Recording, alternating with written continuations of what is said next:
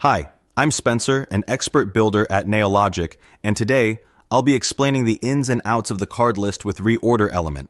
Let's get started. The card list with order element enables you to build interactive data lists that can be expanded, collapsed, and rearranged for better data management.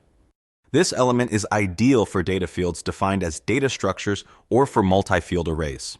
To install it, select the modal you want the element added to and press Access Element Studio.